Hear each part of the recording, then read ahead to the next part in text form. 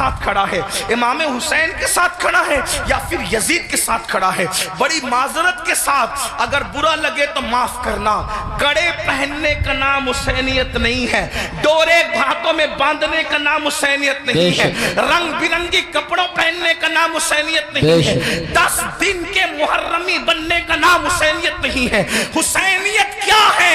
حسینیت یہ ہے اگر دین کے تحفظ کے لیے گھر لٹانا پڑے تو گھر لٹا دو، اولاد لٹانا پڑے تو اولاد لٹا دو، حتیٰ کہ جان بھی قربان کرنا پڑے تو جان بھی قربان کر کے بتا دو جان اہم نہیں ہے، اللہ کا دین ہے۔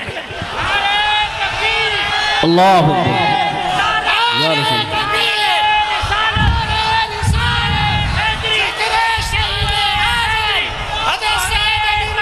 بڑی معذرت کے ساتھ کچھ لوگوں نے حسینیت کو بہت سستا کر دیا۔ اگر ڈوڑے کڑے اور کلر کے کپڑوں کا نام حسینیت ہوتا یا چند محفلوں کا نام حسینیت ہوتا پھر تو پوری دنیا حسینیت کی طرف آ جاتی۔ حسینیت اتنی آسان تو نہیں ہے نا۔ اس دور میں بھی 22,000 کا لشکر الگ کھڑا ہے اور 72 نفوس الگ کھڑے ہیں۔ اس سے پتا چلا حسینیت آسان نہیں ہے۔ اب اپنے آپ میں ڈوب کر سوچو، قیامت کے دن اللہ اکبر کس کے ساتھ اٹھو گے؟ میری قوم کے وہ جوانوں جو اپنی راتوں کو گندی فلموں کے ساتھ جو ہے وہ اللہ اکبر جہنم کے عذاب کو قبول کرتے ہوئے، خدا کے چیلنج سے نہ ڈرتے ہوئے، نرم نرم گدوں پہ لیٹ کر اگر زنا کے مناظر دیکھ رہے ہو تو میں یہاں علماء موجود ہے ایک بات عرض کروں کہ یزید بھی تو کہیں پھر ایسا کام کرنے والوں سے اس معاملے میں 2 قدم پیچھے نظر آ رہا ہے، اور میری قوم کے وہ جوان جو اپنے آپ کو حسینی کہہ رہے ہیں وہ اس معاملے کے اندر اس معاملے میں کہہ رہا ہے، کیا وہ یزید سے 2 قدم آگے نظر نہیں آتے؟ اللہ بتاؤ تو صحیح، شہزادہ رسول سے محبت کا دعویٰ، اور کوئی مسلمان یہ تصور کر سکتا ہے کہ وہ زنا کے اڈے پہ جائے؟ وہ زنا جس کے بارے میں اللہ کے رسول صلی اللہ علیہ وآلہ وسلم غیب نبی نے فرمایا کہ قیامت کے دن زانیوں کو آگ کے کپڑے پہنائے جائیں گے، آگ کا کرتا پہنایا جائے گا، اور ان کی شرمگاہوں پر جہنم کی آگ بھڑکائی جائے گی۔ پھر اس کے بعد دوسری چیز شراب کو لینے، نشہ کو لینے۔ اللہ اکبر، 16 17 سال کے لڑکے آج ہمارے نشہ کی طرف جا رہے ہیں، اور اللہ اکبر نشہ کی طرف جو چیز لے جا رہی ہے مجھے ایسا محسوس ہو رہا ہے کہ حقہ جو ہے وہ انسان کو نشے کی طرف تیزی کے ساتھ لے جا رہا ہے۔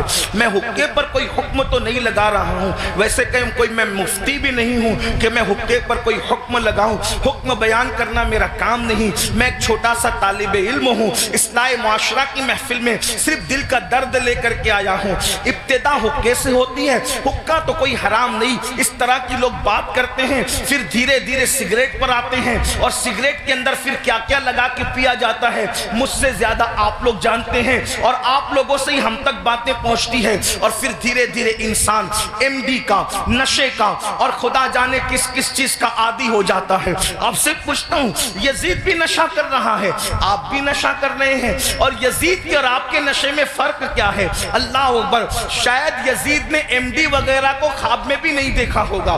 اللہ اکبر، اندازہ فرمائے کس طرف جا رہے ہو۔ اللہ اکبر، امام علی مقام علی جدی والی سلام کے سامنے یہ چیلنجز تھے۔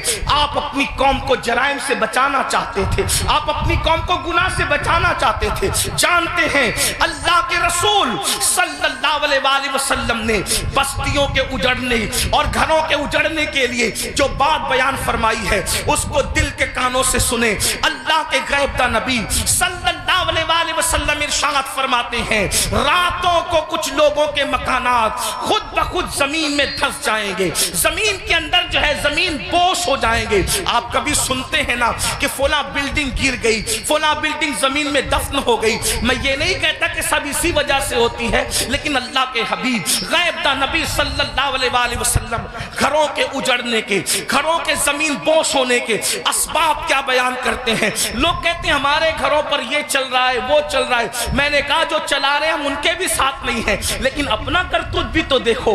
قرآن کہتا ہے وَمَا أَصَابَكُم مِّن مُّصِيبَةٍ فَبِمَا كَسَبَتْ أَيْدِيكُمْ، کہ تم پر جو بھی مصیبت آتی ہے وہ تمہارے کیے دھرا ہے، وہ تمہارے برے اعمال کا نتیجہ ہے. اللہ اکبر. کیا ہوا؟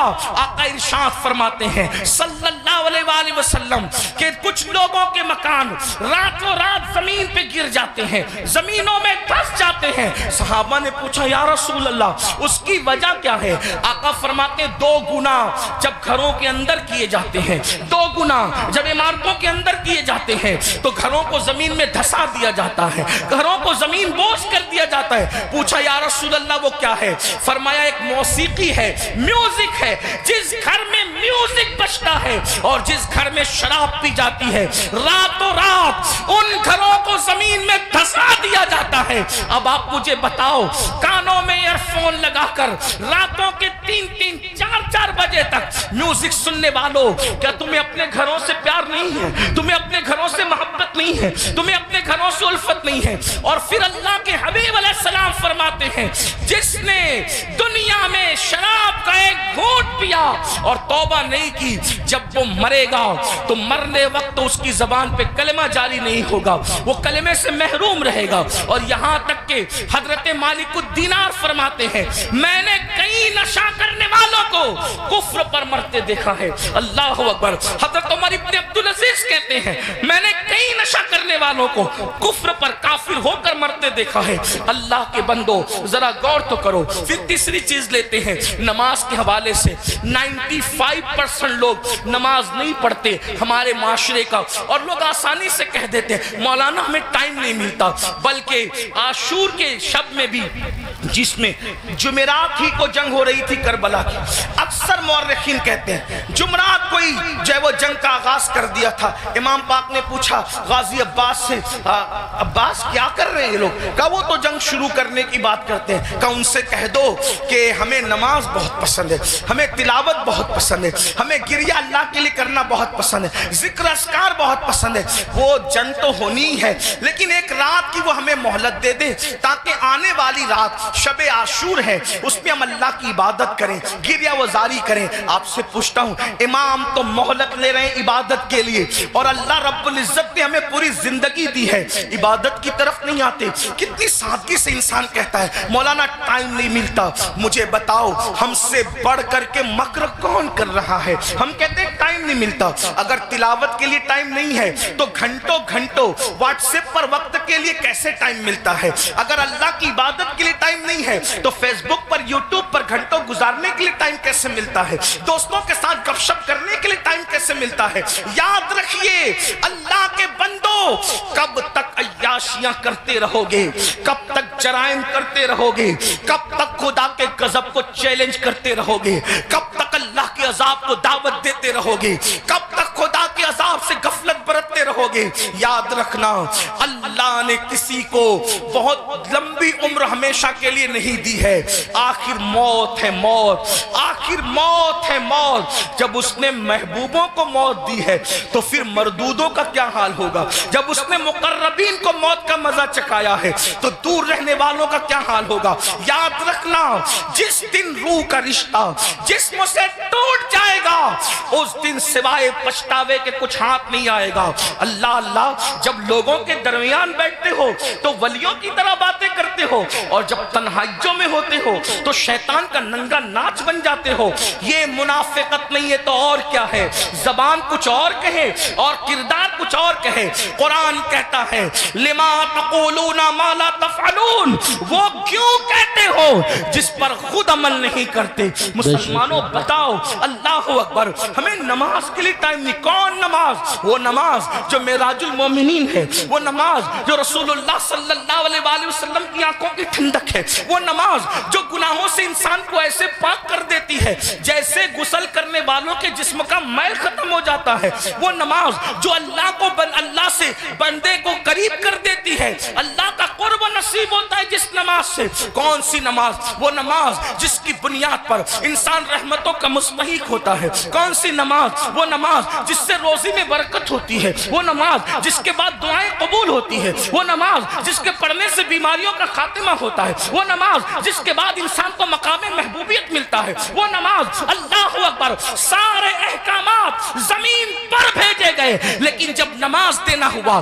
تو زمین پر نہیں بھیجی گئی، بلکہ معراج میں لامکاں پہ بلا کر محبوب کو دے کے بتایا گیا۔ سارے احکامات اپنی جگہ ہے، لیکن نماز کا معاملہ اپنی جگہ ہے۔ اسی لیے بزرگوں نے فرمایا، اللہ کے رسول علیہ السلام فرماتے ہیں کہ سب سے پہلے قیامت میں نماز کے بارے میں پوچھا جائے گا۔ اگر نماز کا معاملہ آپ کا کلیئر ہوا تو سارے معاملات کلیئر کر دیے جائیں گے، اور اگر نماز کے معاملے میں اٹک گئے، نماز کے معاملے میں پھنس گئے، تو پھر انسان بچ نہ سکے گا۔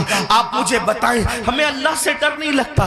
جس قیامت کے دن کے بارے میں کعب احبار کہتے ہیں، اگر 70 انبیاء کے برابر بھی کوئی اعمال بفرض محال لے کر کے پہنچے تو بھی وہ اپنے اعمال کو حقیر جانے گا، حقیر۔ آپ سے پوچھتا ہوں کیوں وقت نہیں نکالتے؟ اب آئیے آپ سے پوچھوں، امام تو سجدے کی، امام تو اللہ اکبر شہادت کے وقت بھی سجدہ کرتے ہیں، کتنا دردناک وقت ہوگا اللہ اللہ جب انسان کا ایکسیڈنٹ ہوتا ہے اور وہ موت کو قریب دیکھتا ہے تو انسان اپنی جان کی فکر کرتا ہے، مگر قربان میرے امام شہید کربلا نے جب آخری وقت آیا تو بھی اپنے سر کو سجدے میں رکھا، اور سر سجدے میں رکھ کر کے بتا دیا اوروں کو جان سے محبت ہے، لیکن علی کے بیٹے کو اپنی جان سے زیادہ سجدے سے محبت ہے۔